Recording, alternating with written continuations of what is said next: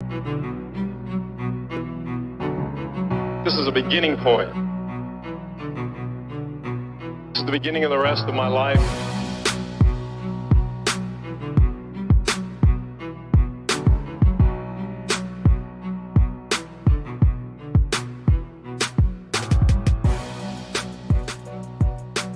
I got the meaning, and I got to write it down, because I don't want to forget it.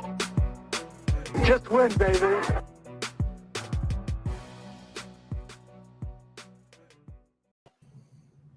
Oh, man. Just win, baby. Welcome back to the Gold Jacket Podcast, proudly sponsored by Underdog Fantasy, and that's what we want to do. We want to make you just win, baby. Underdog has it all, daily, weekly, and season-long best ball tournaments that are literally happening every day of the year. Plus, you can play their pick and prop games. Get 5 picks right, you can win 20 times your dough. Head over to UnderdogFantasy.com. Use the promo code TNFF. You will get a 100% deposit match up to $100. I'm your host, Gymnastic. You can find me on Twitter at GoldJacketQBs. I'm joined, as always, by the other host of the show, Connor Donald. Whew. He can be found on Twitter. He can be found everywhere, but you can find him on Twitter at his handle at Connor10. We are proud members of the True North Fantasy Football Network. Make sure to check out the entire network on Twitter at True North FFB. YouTube, if you're watching now, thank you, TNFF Network. And if you're on the internet, check them out on TrueNorthFFB.com. Tonight, we are continuing with our 4-week dive into each skill position in this year's NFL Draft, featuring a great lineup of guests. This week, it is the running backs. But first, Connor, what is up? Not much, man. I'm far more excited for this episode than last week's, and that's no offense to this wonderful quarterback class, but we all know the most important position in fantasy football is the running back position, so it's a favorite one to talk about. And this is kind of a fun class to talk about, and I think that our guest will vouch for that, because if you've been following him on Twitter, he has a number of threads. He's watched tons of film on all of these, or the majority of these running backs at least. So welcome aboard, Jeremy. He can be found at Popes FFH on Twitter. He's a writer at the SGP Network and Yards Per. And most recently, and congratulations is in order on his new gig with FTN Fantasy. What's up, Jeremy? Oh, nothing much. Thanks for the great introduction. It's wonderful. I loved it. Thank you. But yeah, I'm just glad to be here.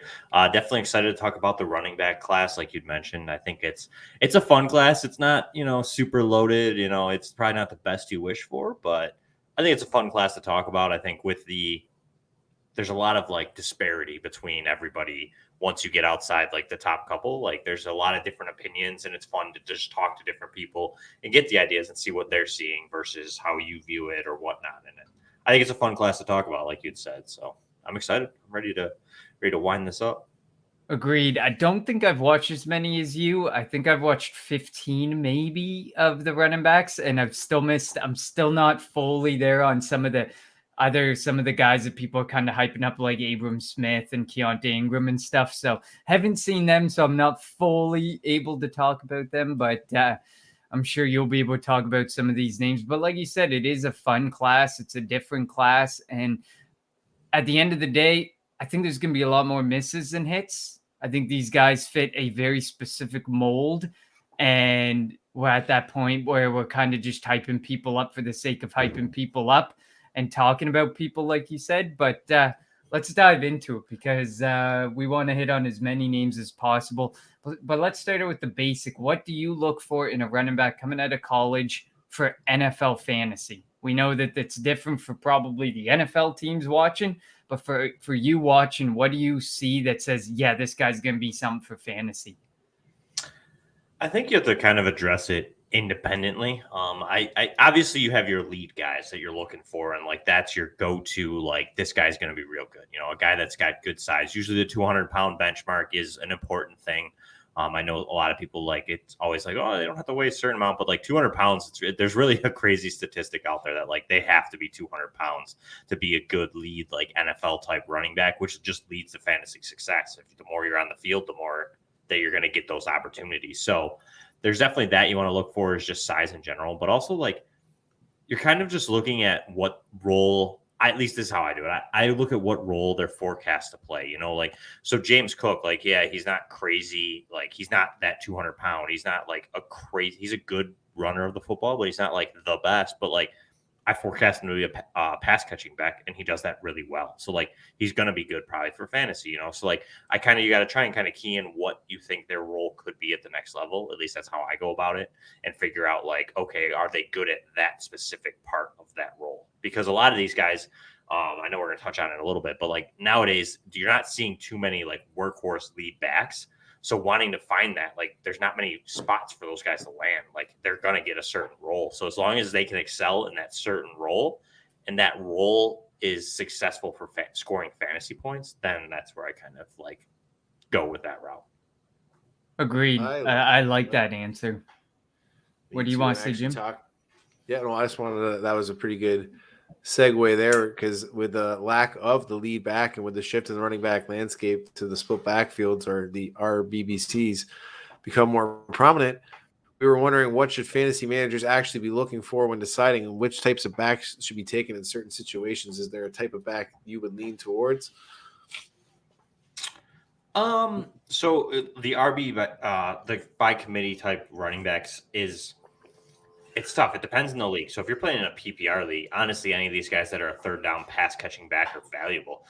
I mean, JD McKissick came out of nowhere, a guy that just kind of was a fantasy scrub for 90% of his career. All of a sudden has been like, 42 catches in 4 games. Yeah, like 42 catches in 4 games with Alex Smith, like out of nowhere, and was like it was an RB1 for like 2 or 3 weeks in a row. Like, so like the PPR aspect is definitely keying in on. But I always just try to find it, like, can they excel at that role? Like even Brian Robinson, for an example, not a guy I'm super high on in this class, but he's good at a specific role, which I think if he lands in a spot where he's going to be that power back, that short yardage guy on an offense that might be able to score a lot of points, and he's going to get those goal line touches inside the 5, that's valuable in fantasy football. You know what I mean? Like, yeah, he might not be the best running back in the class, but if he's in, like, say he lands with the Chargers, and he's going to get 10 touches and 10 of them are going to be in the red zone, like, you're going to have Damian Harris numbers. I mean, he's going to be touchdown dependent, but like, are they touchdown dependent if they score all the time? You know what I mean? Like, it's a hard game, and you kind of have to like figure out how they fit into the offense that they're getting drafted in, and if they're good at what role they're projected to be.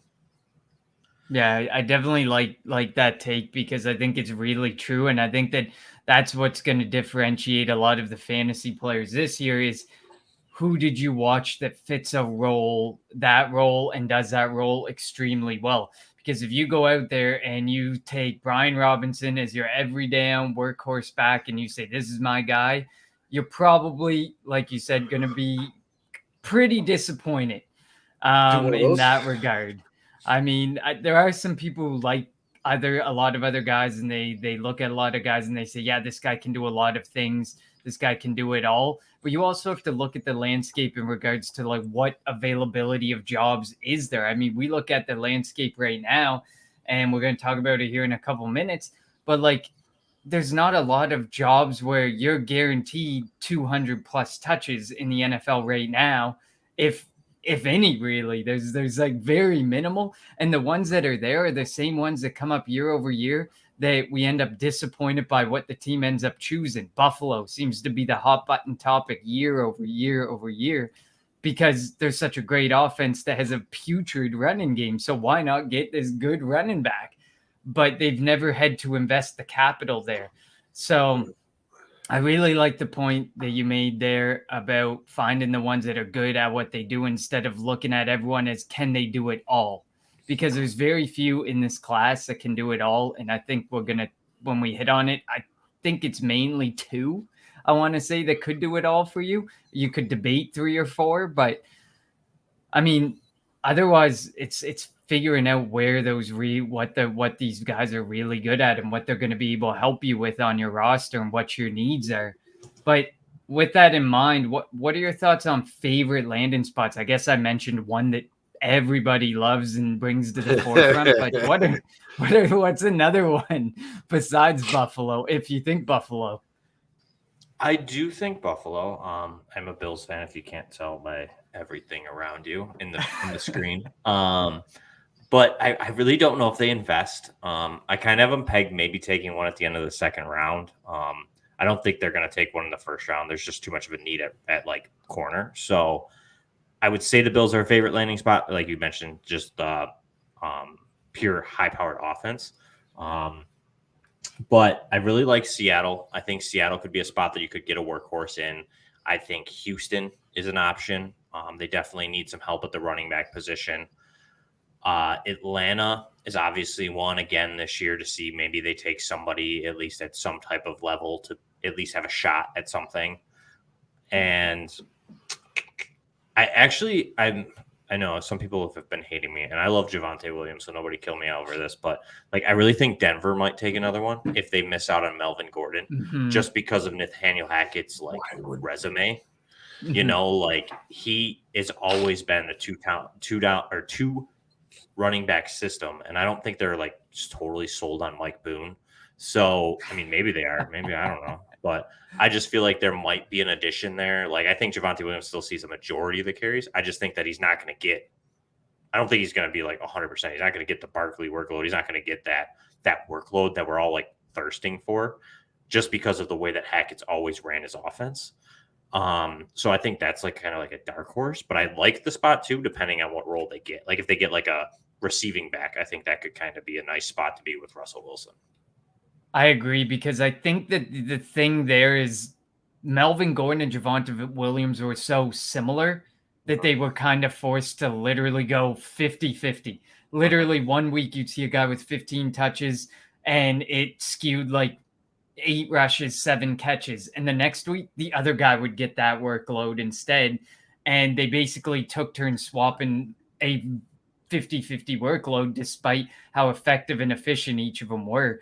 So I definitely agree with you there. If you could land, one of those change of pace backs, one of those third down backs, that would be good. If they ended up investing higher and getting, Isaiah Spiller, say, then Javonte Williams owners probably need to start sweating again, because then you're looking at a very similar trend to what they did last season with Melvin Gordon and Javonte Williams. So you kind of hope that they go a different direction and then you don't have to freak out about it. But I think me and Jim have talked in the past about Javonte Williams. If you're drafting him in like new drafts, he's going too high. It's too expensive. Impossible. He's going way too high behind. Yeah. He's going behind Jonathan Taylor, and he will never get the Jonathan Taylor workload. Like, yeah, I mean, he might prove us wrong, and Nathaniel Hackett might change his entire scheme and system, which I don't know if I've ever seen a head coach do that or offensive coordinator. So, and he's got receivers. He's got like multiple receivers to work with. So, and I'm a huge Javonte fan. QB. I had him RB1 last year. Like, I love Javonte Williams, and that's what I like. I'm not trying to knock him, and I'm not trying to be that way. I'm like looking at the writing on the wall, and that's the thing. Like, people are taking him at the end of the first round in startups, and I'm kind of like, okay, you can have him. Like, that's a little rich for me. I just think like he's a lot like J.K. Dobbins, another guy that I like, that like he's a good runner. It's just going to all come down to situation. And right now, the writing's on the wall that they're like, I mean, right now he looks like he could have that Jonathan Taylor workload. He could see that workload and get a massive amount of fantasy points. Until they add somebody, I mean, it seems like they might be justified in taking him there. I just feel like that's coming. Like, this in the back of my mind, I'm just like, I feel like they're going to add somebody, and it's just going to like take his value and just tank it right into the ground. I got some other landing spots I want to talk about before we move on. Atlanta is a favorite landing spot, presumably. Obviously Mike Davis is whatever, that he doesn't matter. And then there's Cordell Patterson, who basically plays receiver plus running back. But would you like a running back if they landed in Atlanta, despite the situation that is the putrid offense that very well could be? I'm going to say, yeah. I think Atlanta's offense gets a little better. Nothing against Matt Ryan. Matt Ryan's still pretty good, but he really needs an offensive line, and Atlanta doesn't have that, which is going to be a great fit for him in Indy. But I think Mariota has a little bit more of that ability to move with his legs. I think if they do get a better run game that's more consistent, like Cordell Patterson's great, but like if they can get like a good bruiser. I almost feel like they're going to go that route, like a later round pick. I don't think they're going to take one of these high guys. I think they're going to go with one of those middle tier, the Brian Robinson, somebody like that level. And I think they're going to bring them in and use Cordell Patterson as the off change, like the off speed pitch. And I think you're going to get somebody like that. And if it's somebody like in that mid range, like that Abram Smith you talked about earlier, or somebody like that could kind of handle a lead role, but like doesn't get that whole role, like a decent sized back, some good speed. Like I could get behind it. I don't think that they're going to be like a crazy. They're not going to be RB1s, but like I think they could be a viable RB2, low end maybe, depending on who it is and what role they end up playing in that offense. Couple more quick ones before we move on. The New York Giants. There's a lot going around that Saquon Barkley is going to be on the move. They will. I can almost guarantee if they move Saquon Barkley, they're not going to go running back on day one, and if they do day two, very late. Like we're talking. I don't think even day two is possible. So there could be day three, early day three, mid day three. There could be a real opportunity if they move Saquon Barkley that if they do go to the running back position, that running back becomes super intriguing. But they need to move Saquon Barkley, and everything seems to point to Saquon Barkley will be moved by or on draft night. What do you think about the Giants? What do you think about the prospect of Saquon Barkley being moved, which I think is absurd, which the value of Barkley should spike no matter where he goes, I think. But what are your thoughts? Okay, so I'm going to go back to Brian Daboll in Buffalo. You saw it, and I think that the Giants are going to look a lot like the Bills did. And I think he learned a lot from what Brandon Beane and what Sean McDermott did here, and see how the Bills value running back position. And I think if he, as the head coach, can convince the GM to be like, listen, we don't need Saquon Barkley. Like, look at what I did in Buffalo with like Devin Singletary and Zach Moss and like Matt Breida. Like, we can get by if they can get good return for Saquon Barkley. I could totally see that, Connor. And I think that day two is probably where they'll go. They'll probably go third round. And it would be interesting to see. I think that all you're going to get, though, is like a Devin Singletary, like a high-end RB3, maybe RB2 every now and then, just because I think you're going to see a lot of passing from Daniel Jones. I think that offense is going to look very similar to what the Bills' offense looks like. I think that's where they're going to go, just because of what Brian Daboll's done and how he tends to run his offense. Because even from day one, he came in here and like they had Josh Allen just like from day one, they're just like, chuck it. You know what I mean? He was raw and they just said, learn, you know what I mean? Kind of just like, here you go. And I think that they're going to do the same thing with Daniel Jones. So I just hype that Daniel Jones stock up. Yeah. Not that I have him in like a couple leagues, but no, I really could see that happening. I don't know if that is what's going to happen, but if they move Barkley, that's what I could see. I could see a third round guy land in there. There's a lot of signs pointing to Barkley being moved, and there's a lot pointing to closer to the draft and draft night, like something's going to happen. And I mean, imagine if he trades him to the Bills. Oh boy! I love Saquon Barkley. I love Saquon Barkley. Kevin Costner, that's some shit. I think he was wasted in New York. Like it was a bad pick from the beginning. He is a generational talent. I think he's an incredible talent. You see it out there. You see what he does. But at the end of the day, it just wasn't going to work there. And that was I think Saquon Barkley, that pick was the beginning of the end of early investment in running backs, because we haven't seen another running back go that high. Correct me if I'm wrong, but I don't think we have, beyond like, Najee Harris and stuff, like late firsts, mid-ish late first. No one's going top 10 RB ever again, I don't think. And the guy that you would have thought could have been that was Jonathan Taylor, and he fell to the second round.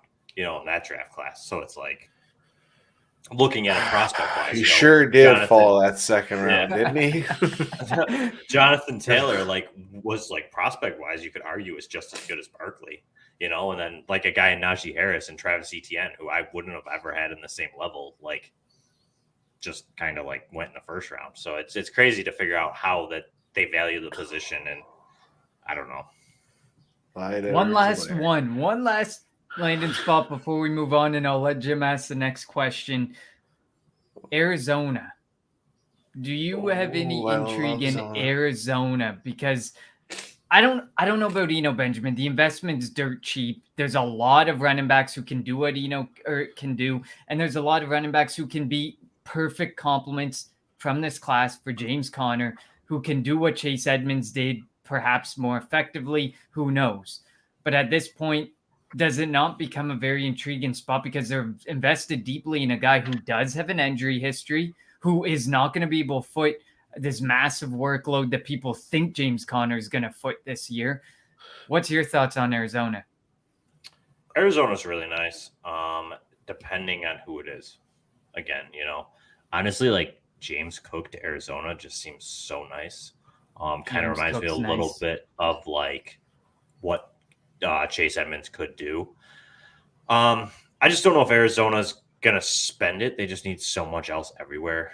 Like they kind of need wide receivers. I mean, they're really down to like DeAndre Hopkins and Antoine Wesley, and I think what is Andy Isabella still there. Like they're pretty weak on the wide receiver side. So I think if anybody goes there, it's going to be a third rounder. And you're going to get into those skill positions like you had mentioned, those scat backs. And I'd be in on it. I mean, we saw what Chase Edmonds could do there.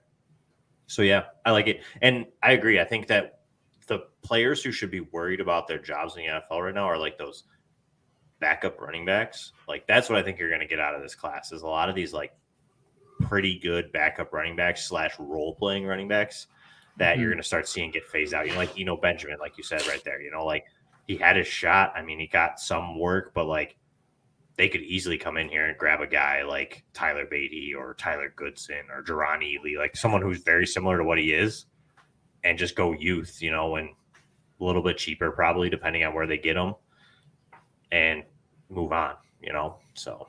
Agreed. Like we talked about Atlanta earlier, Mike Davis's job is absolutely done this year because they can find someone on day 3 who can be equally, even more effective than Mike Davis. What? So I agree. More the effective than backups, 593-yard Mike Davis? Are you nuts?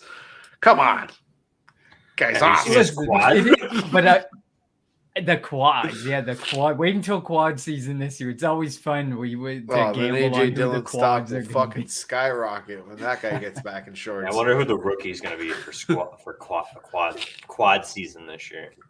I know now that I'm watching some. now that I'm watching deep into the film of running backs, I'm gonna be looking at the quads. Like, is this guy gonna be the one? Is this it? Got like a ruler up to the screen, like with like millimeters, trying to measure it, comparing them. What's up real next, quick, though, Jim? Before I go quickly next, I just actually wanted to know your thoughts truly on James Conner this season. You've kind of alluded earlier on through the show some very interesting character traits that you like that I think James Conner possesses. Does what he does well, hits in between the 5-yard line very well, gets those valuable touches. I'm one that doesn't think he's going to get a massive workload with that contract. And I think he's just going to get a little bit more, and it's going to be like a 60-40 split, like Javonte Williams, Melvin Gordon style. That's my thoughts on it. I just want to know what your thoughts are on James Conner before we go forward.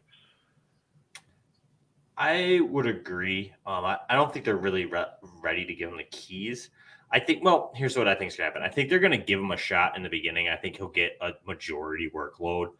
You're probably looking like 70-30 unless they do draft a higher running back who comes in and looks really good. I think they give him that shot. I think the problem that's going to be is just James Conner. I mean, not that players are injury prone, but like he tends to get hurt pretty easily. And I feel like he's going to be his own kryptonite in that situation. I think that they're willing to give him that role. Otherwise, they might have brought Chase Edmonds back. I just think that they're willing to do that if they have to. I think they are going to try and bring somebody in, but we could see it happen where like they bring the running back in and he just doesn't fit and he's kind of a bust and Conner gets that workload. I don't think they want to give it to him, but I do think that he sees a good amount early in the season. And at that point, it might be a time to move on. Not necessarily move on, but like if you could get really good value on him, depending on where your team sits a couple weeks into the season. But I think there'll be value there. I just don't think that you're going to get like what he had when he was that sole guy when Chase Edmonds was out. Those couple of weeks that he was just like tearing up fantasy football. I love it.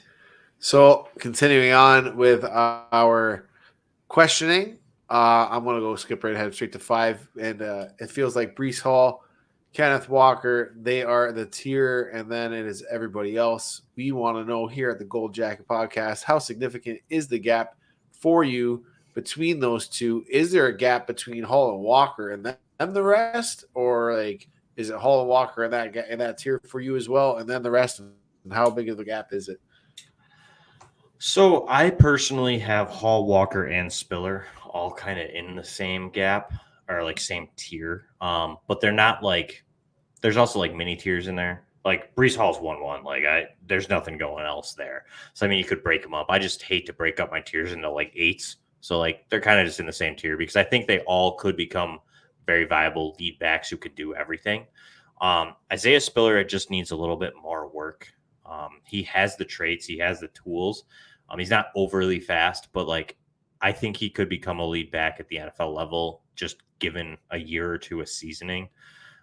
So I have them all there. I think Breece Hall, they're almost like individual breaks, though. It's kind of like Breece Hall, Kenneth Walker, and like Spiller. Like I'm definitely taking Walker over Spiller if I have the choice, if they were both on the board. Landing spot might change that a little bit, but I would definitely take Walker over Spiller, but I still think that they're kind of all of an equal talent pool where like they could become something else. I think just Breece Hall's ready. Like Breece Hall's what he's going to be. We've seen it for a couple of years now where he's the same running back. You know, he's got that explosion. He has decent vision. Sometimes he kind of like overthinks himself, but like he is who he is. We've seen it, you know, back-to-back 20 yards, 20 touchdown seasons, 200 plus carries. Like he is who he is. Kenneth Walker, we kind of got to see what he could be this year. The question is that Kenneth Walker, or is Kenneth Walker more of what we saw at Wake Forest or was it Purdue? I'm not sure.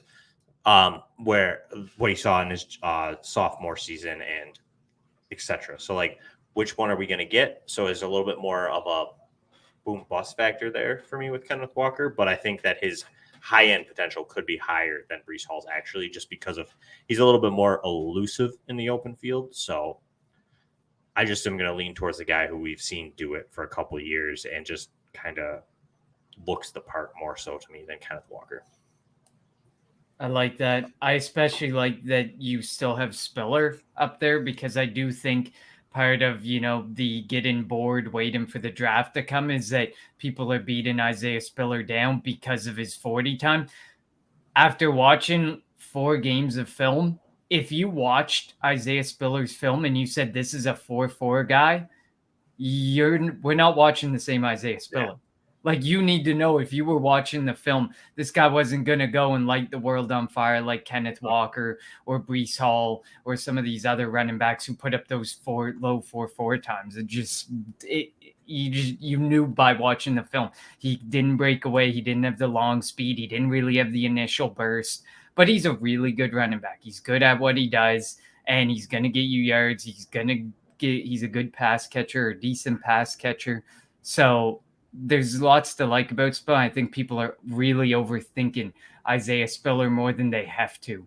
And the problem is at the NFL level, how many times do you really see a running back break like an 80-yard run? You know, like every now and then you see it, but like a majority of that time is like really good blocking and like they just got a clear lane and they get a step on a defender and like they take it to the house. But like I feel like for a lot of times, people just overrate the 40 time. I'm not a big 40 guy, just because I know how the 40 runs. Like the 40 is really like kind of a track event. You know, like there's a certain form to it. They have to train for it. They cut weight for it. Like they're literally going to the combine. Like this is what I got to do. You know what I mean? And like that's not how you play football. You don't play football without pads. You don't run like trying to run a 40, you know, your arms aren't like fucking chugging all over, you know, you're not like in a form, you know, you're holding a football, having to look and figure out, oh my God, is that 300-pound defender coming from the left of me going to destroy me? What do I have to do? Do you know what I mean? So a lot of times there's processing speed. So the guy that runs 4.4 could look like he plays way slower than 4.7 Isaiah Spiller, just because he takes longer to think and be like, well, what do I want to do when this guy gets here? Do I want to invite him for tea? Do I want to do this? Do I want to run him over? You know, like it all comes down to that stuff. So it's really what you have to see on film. I use the 40 as like a reassuring, you know, like, okay, I've seen Breece Hall break it off. I've seen him outrun an angle and take it to the house. okay, so he looks like he has that speed. So then when he ran the 4.4, I'm like, okay, it's obviously there. And then, like you said, okay, Isaiah Spiller, I've seen him where he started to break some runs and he got caught by defenders. Okay. So when he ran a 4.7 or so, I'm kind of like, makes sense. Like I didn't, maybe a little bit faster I would have hoped for, but like, I'm not like overly like, oh, wow, he sucks because he ran a 4.7. Agreed. Definitely agreed there. Got anything to add to that, Jim? No, man. I absolutely love that take on it, man. I'm not there really on Spiller myself. I think he's a situational back that needs to land in the right spot, but that's just me. Neither. It's okay. I can see it though. You know what I mean? Like I wouldn't fault you for that argument, and I can totally get behind you. You could probably convince me to go that way.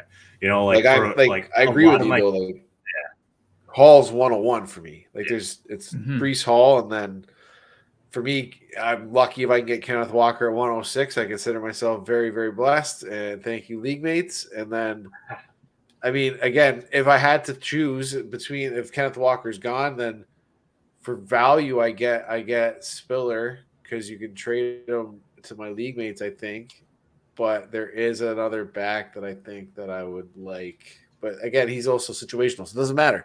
I think past those first two, they're all situational for me. But I'm not the guy that's on the show to talk about running backs. So Landon Spot will change a lot of opinions on a lot of these backs, because if you see like a scat back, third down receiving back land behind James Conner or land behind, well, not Derrick Henry, but another really like big back who doesn't command any attention in the passing game, you're going to be like, perfect. That's the Landon Spot we want.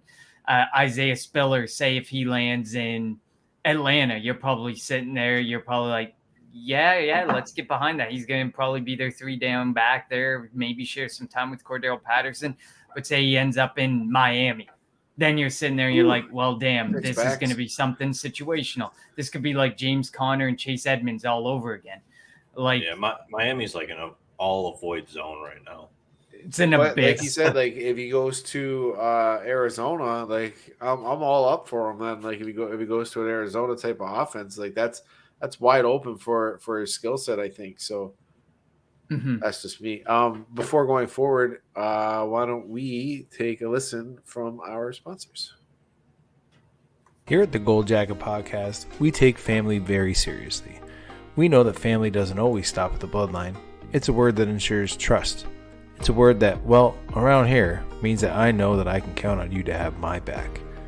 Veridian Global is family, a family of the Fantasy Collective, and that is the exact reason Veridian Global will have your back. And I don't just mean literally covering your back in the best apparel they can possibly outfit you in. I mean at every step of the way, from finding the brand that fits you best to tracking your order to making sure you are fully satisfied at every step. With over 50 brands a part of the Fantasy Football Collective family, what are you waiting for? Join the family now. VeridianGlobal.com. Wonderful.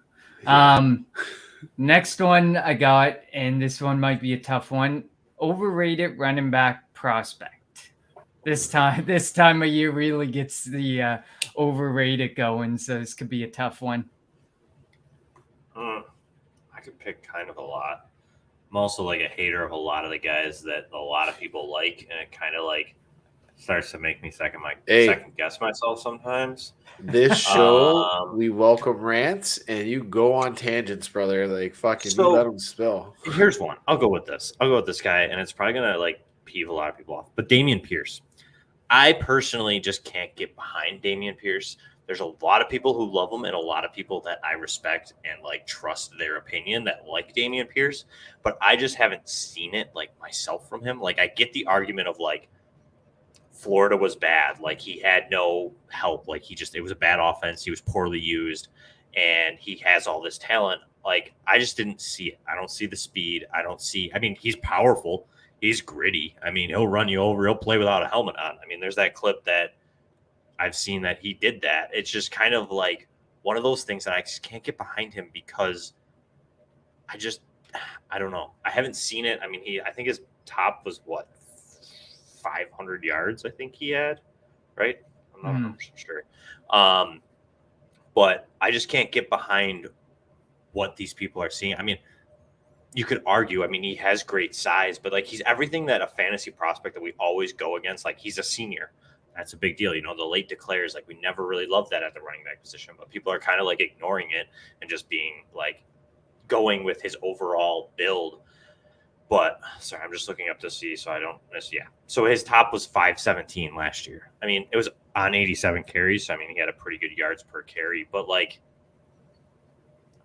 I don't know. I just can't get behind it. I mean, he had 39 forced missed tackles. I mean, that's pretty good, but I don't see him becoming like a high-end fantasy asset. I think he can be an okay NFL running back, and I think he's going to get that power type, like Garrett Blunt or like a I don't know, like a Mike Davis, you know, like a Mike Davis role, you know, like a kind of like a power back that just kind of just ends up not being fantasy viable unless he gets the touchdowns.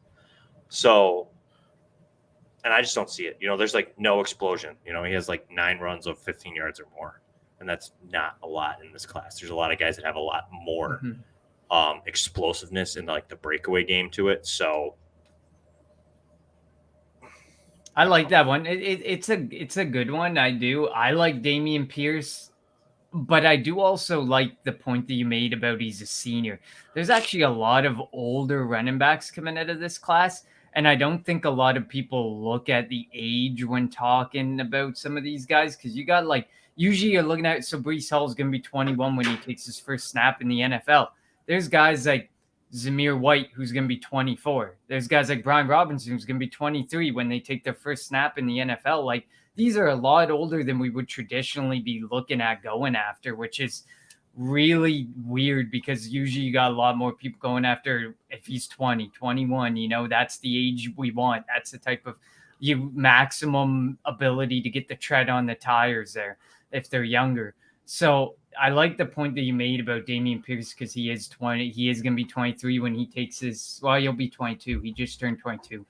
But he'll turn 23 right at the end of his first season and stuff. But there are guys who are going to be taking their first snaps at the age of 23 and 24, which is really interesting to think about this year because everyone's like, oh, 27's a cliff.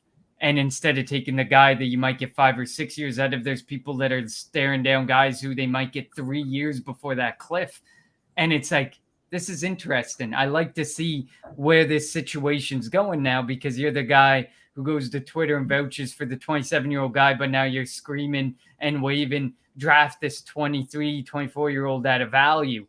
It's interesting to me, that situation that we're in this year because of how many are older running backs. If I were to pick an overrated prospect of the ones I've watched, I think it would be Pierre Strong. I like Pierre Strong. There's things to like about him, but I think he does a lot of things okay. He does a lot of things well-ish, but he doesn't do a lot of things like he's not going to be a pass catcher alone. He's not going to be your pound it back like Brian Robinson alone. Like there's nothing he does that I think would make him stand out as a role player in an offense. So I just don't see a possible role for him without landing somewhere where he can take on the main job, like try and land a main job or land the bulk of the carries. I just wasn't thrilled with him. Like people will put up clips and I'm like, yeah, that clip's nice, but have you watched the whole game? Have you watched a couple of his whole games and seen the carries? Like it's not all great. And the biggest thing for him is his contact balance and strength. I couldn't get behind. Like he gets hit, he gets knocked down really easily, and he dominated the FCS. So when he comes to the NFL, like there was a lot of plays where it was just bad tackling. That's bad football. That's some hard football to watch, that FCS sometimes. So to me, that's one guy who I'm seeing a lot on Twitter now that I just cannot get behind. Yeah, I was never really in. Like, it didn't even really get a thread on him. Like, I mean, he came out. I like marked him as a revisit. If I get time to it, just because of like what he did at the combine, and there's been a lot of talk about him. But like, I kind of agree with you. Like, it's the FCS. Like, we've seen it. I mean, I loved Jared Patterson last year in that class, and I still think Jared Patterson's a good running back. But you saw it, like he doesn't have the same like explosiveness and like burst and like production at the NFL level just because the guys are bigger, faster, and stronger. You're playing against the best of the best, and now you're going from the FCS to this. And Pierre Strong's fast. I mean, he ran it in the 40. I mean, he has some nice runs, but like you said, I if anything, he's gonna have to land in like the Jets or like maybe Miami now if they're gonna run that like wide zone scheme that he can get to the edge and find a hole, make one cut, and be able to just take off. Then maybe you're gonna see some value. But I also see, like you said, I don't know if Pierre Strong really finds that spot to get a ton of fantasy value. What's up next, Jim? Let me get out. I was going to say that I love it. I'm actually kind of a Damian Pierce fan myself, but that's mainly because I can get him at like 305. It's like 2 for 2 right now. I'm just like, no. It's only because I can get him at like 305. You know what I mean? Like staring down the barrel there. That's I see a little bit, but I mean, I'm not taking him in the second. I'm taking him anywhere there. To be honest, I could get behind that. Like, that's kind of where I see with like a lot of these running backs. Yeah, I'm going to tell you that I don't like them necessarily, but like you said, if you're getting Damian Pierce who lands in a decent situation and you can get him in the 3rd round of a rookie draft, I'm all over that just because of how quick all the other positions fall off this year. You have those top 5 quarterbacks, and then it's like nosedive. You get You really have top 5. Yeah, that's what I'm saying. I'm just saying, Yeah. give them 5. And then like wide receiver is like kind of the same. I mean, you maybe have 10, maybe, and then it just like kind of dives down. The tight ends, you really are down to 2. Weidemeyer kind of killed himself. He doesn't look like anything. And then, you got Jelani Woods, who's kind of coming out of nowhere, who's just a real athletic freak. Trey McBride, and then that's really kind of it. The rest are really good all around tight ends, but are they going to have fantasy value? So it's like the 3rd and 4th round, you should really just be throwing flyers at a lot of these running backs. That's my advice to anybody who's listened to like any show I've been on, whether it's running backs, quarterbacks, anything. Like, I would take a ton of flyers late in the 3rd and 4th on like running backs this year, just because there are, like we talked about, there's a ton of like these committee guys that could become something. We don't know. We saw Elijah Mitchell do it last year, and the NFL is going that way. Committee. The Miami Dolphins are going to be committee now.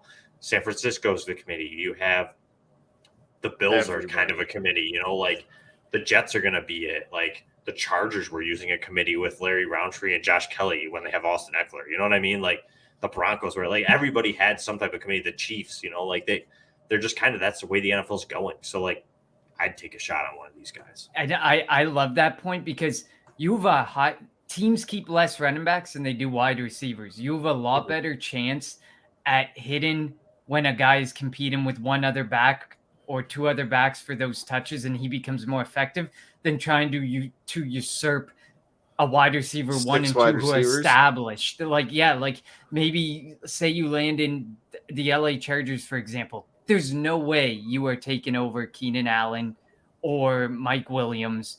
And then you're Josh fighting Palmer. for the 3rd. Yeah, Josh Palmer, likely Yeah, not. He looks like pretty good.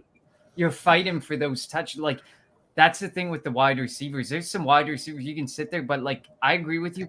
When it comes to 3rd and the 4th round, that's where you take a shot on landing spot. If the landing spot works, like you definitely take that shot, especially in the running back position. Because if a team keeps 4 running backs, you got your 1 starter for sure. You got 1 guy who's unproven. You got like the Eno Benjamins of the world who were drafted and somehow continue to own a roster spot. You can beat those guys out if you're the more effective guy.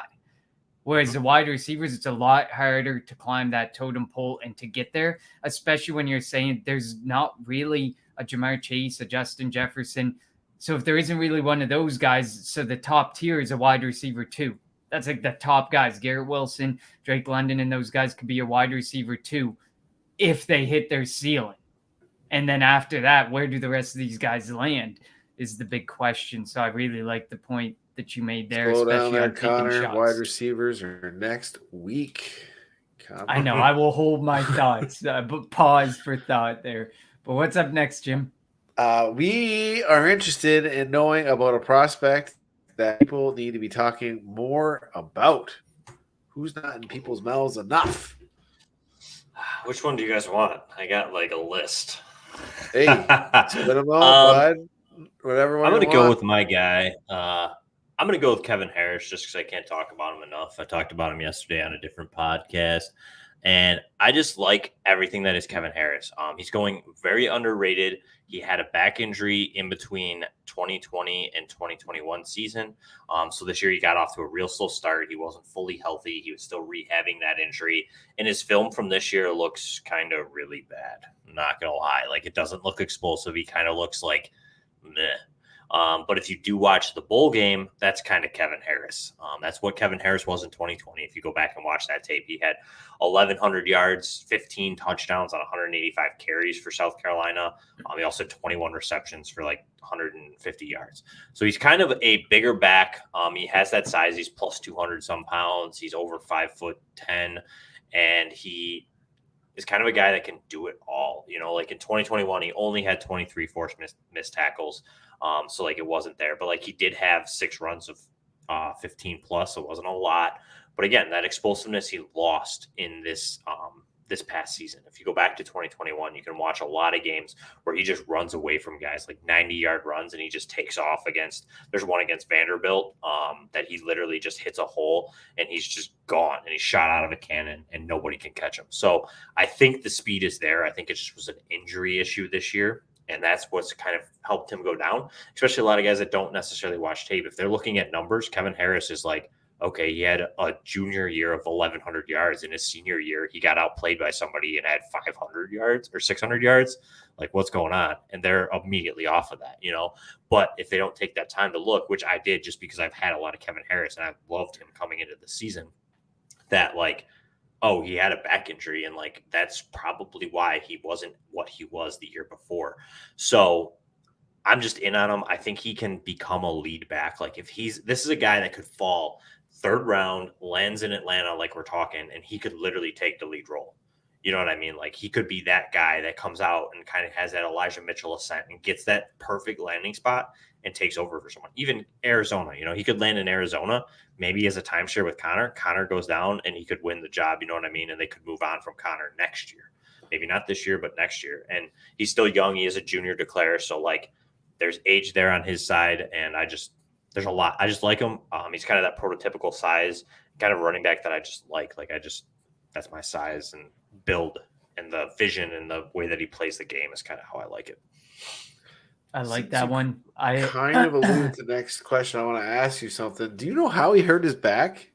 Do you know like how he did that? Did he Joseph Fourier it up there by playing beach volleyball and I don't really know activities or I sleep just on it did- wrong and like me when I'm 40 and I'm not 100. picked it I for a think week? it was from like an injury the year before.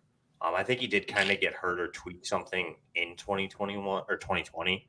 From what I remember, I haven't looked back on it. I just know I did some research earlier in the year when I noticed, like, I went to go do his thing or his thread and stuff like that. And I was kind of revisiting it, and I was like, oh, I had 600 yards this year. I'm like, what the heck happened? And I'm just like, I literally tweeted out, like, the biggest mystery in the world is like, what happened to Kevin Harris? And someone was like, oh, he had a back injury, like a guy that like follows South Carolina. And I was like, really? And so then, like, I did some more research, you know, used the good old Google machine and tried to find everything I could find. And it was, yeah, he had a back injury that he had surgery on. So I think that that's why he's flying under the radar. And it's another guy that you're going to be able, I've gotten him in a couple, obviously the draft hasn't happened, but I've got him in a couple rookie drafts at like 4-1. Like, he's fallen behind a lot of these guys. Like, he's real late. And I think if he gets good draft capital, he's going to drive up the boards. But like, and maybe if people like listen to me a lot, they might like start to take him higher. Like, because every show I can, I'm just like Kevin Harris, you know. So I'll tell you right now, he's going ahead of Pierre Strong for me. Yeah, like I would. Rounder. I'd take him ahead of Pierre Strong for sure. Well, There's a lot of guys that take him over in this class. When you were questioning who to take, I was gonna jump in and say, don't say your guy in this class, because that's the next question. But it almost feels like you've already said who your guy in this class is. And without being Hall or Walker, we should try not to take the obvious approach here. I like a lot. I do like Zamir White still. I know he's older, but there was a ton of talent there. He was like a 5-star prospect coming out. Unfortunately, the double ACL injury didn't really help him all that great. But I like Zamir White. I think that there's untapped potential there that like he's just still so kind of raw as a runner to an extent because like he just hasn't had the touches. He's been hurt. So if he can come into the NFL, get a good coach, and like stay healthy, I mean, there really could be a good couple of years of Zamir White production. Like you watch some of the film, he makes some cuts and just explodes out of those holes. I mean, he doesn't get a lot of passing work. And my question there is like I talked about again too yesterday was like James Cook was there and he's such a good pass receiving back. Like, was that why? Because they wanted to get James Cook more touches. You know what I mean? Like they wanted to get both these guys. They're both talented, both good, decent runners. James Cook's just a really good pass receiver. So like, was that why he didn't get the touches or is it because he's bad at it? So like, that's something we're not going to know really until the NFL level. But I think Zamir White is another guy, a later target that might land into that spot. Like, for example, the Bills. If he lands in Buffalo, that could be huge. You know what I mean? Like, he could be that pure first, second down runner, get those goal line touches, which he was so good at in Georgia, getting in the end zone, not just with power, but good vision, getting small and getting through smaller holes. Like, there's a lot to like about Zamir White. So, I mean, I could even argue he's one of my guys. Like, there's just a lot of players that I do like in that second tier that I think could like carve out a role. Like we basically talk about the whole show, you know what I mean? Like kind of like that RB committee and who's going to land. But I just like the size, 6 foot, 200 plus pounds. Like there's just a lot to like, I think, with him. That was one of the things that I said to you, Jim, in our group chat was I love the way Zamir White, like he will go into a hole, he gets small, he goes into a hole, and boom, he explodes, and suddenly it's this 20-yard gain. With what looked like it wasn't going to be like he gets small for a 6 foot running back so much more effectively than the majority. Yeah, it was almost impressive. It was very impressive to watch. It's something a lot of people don't really sometimes pay attention or notice. You know what I mean? Like they're kind of like that's a good trait to have at the NFL level is the ability to make yourself small. When that linebacker's coming in on you, they might like bounce off of, but why did they bounce off? Like Tyler Algier does a good job of this too, where he kind of like gets small, lowers his pad level, and makes that target range so small that the linebackers don't have a lot to get around and they can't make that initial tackle. So I don't know. There's just Zamir White to me. Unfortunately, Zamir White is no longer a value. I don't think. I think he's really starting to drive up. He's I know, going at that 1-2 corner pretty good. I think now. Garrett Price likes him a lot. With Dynasty Nerds, and Dynasty Nerds has some pull. So if he's so far on those boards, a lot of people are going to use that, and that's the problem. Is he's going to get driven up, especially if he gets a good landing spot. He's going to be hard to touch. I thought he was like late second, to be honest. Yeah, he's kind of that mid to late second. I think though the landing spot could drive him up. It really depends on how people value it. Some drafts that I've done, some rookies, if it's super flex, there's a lot of quarterbacks taking because they still believe like some of the players that I do the mocks with, they're like quarterbacks are still valuable. You know what I mean? Like if they get that role and they take them still, in the first and the early second, and they're driving some of these positional players back. But if there's more people like us who kind of think like, oh, I don't love this running back, I'm not going to waste my time, or this quarterback, I'm not going to waste my time with it. These skill positions get pushed up. So it's kind of like, and running backs I've always seen, they just this class is weak. Yeah. The running backs just kind of drive up, like I saw it last year. I traded in a 1 quarterback league. I think I traded 9 or it was 8 and 9 in a 10-team league for Stephon Diggs, and he took Sermon and Carter. So, like, you know what I mean? Like, those guys were first-round picks last year in some of my home leagues in 1 quarterback. So, for some reason, depending on landing spot, everybody, like you would mentioned earlier, Connor, everybody loves that running back. It's such a viable position in fantasy. So, I feel like they get driven up. So, I'm kind of hoping, like, Zamir White gets this, like, kind of a little bit messy situation just so he kind of still stays pretty low. Maybe you can get him and the talent pursues. Agreed. I definitely like that one. Zamir White fan. I love it. He is my guy after those that top tier that I like to sneak in there, the late second. But apparently now it's early second according to Connor, and I don't like that at all. It could, and like the price, if the landing spot's right, like Jeremy said, it's gonna get even uglier. It's gonna be rough. So. But Absolutely. This was great, Jeremy. I love this. We love this. Thank you so much for coming on. Shout out to all the listeners, everyone supporting us. Make sure you rate, review, like, or subscribe wherever you're listening or watching. Jeremy, take an opportunity to shout out anything you want to, your content, whatever you want. Yeah, thanks for having me on, guys. I appreciate it. This was awesome. It was great. I always love talking running backs. So it's low key my favorite. I don't, not that I hate quarterbacks or wide receivers or tight ends, but running backs are more fun. Everybody loves a good tight end. Yeah, I do like tight ends though. I will say I'm like low key, like kind of a tight end lover. You know what I'm saying? And I just like, I don't know, something about it. But running backs as well. So. But thank you. You can find me on Twitter at PopesFFH. Like I said, I'm trying to push out a lot of rookie threads. I'm going to break those into some rankings soon and drop that out. Any writing, like you guys had mentioned earlier, Sports Gambling Podcast Network, newly to FTN. I'm putting out a couple things a week there. And Yards Per, I have some stuff. And hopefully the Fantasy Playmakers will be back soon. Just kind of trying to figure out when we can get that relaunched up. So. Love it. Shout out to all our wonderful sponsors as well. Veridian Global, you heard from earlier. Trophy Smack, who we did not get to talk about, but if you go and use promo code TNFF at the purchase of a championship belt or a trophy, you can get a free championship ring to go with that belt or trophy. So make sure you're all over that. What was that code? TNFF. I'm just going to buy myself one. Look at all these championship rings I won. I'm gonna go through with all the podcast ones that got codes, and just get all these things. It's so good. And of course, this one Jim shouted out at the beginning, Underdog Fantasy. Make sure you go and use that promo code TNFF there as well to get that deposit match. Find the True North Fantasy Football crew over Jim and Jeremy's heads. TrueNorthFFB.com, at TrueNorthFFB on Twitter, TNFF Network on YouTube. Follow Jim at Gold Jacket QBs. Follow myself on Twitter at Connor10. And next week we are talking wide receivers. And of course, it would not be a show without having yet another guest on. So we will have another guest on next week to talk the wide receivers with us. But until then, we will see you next Tuesday.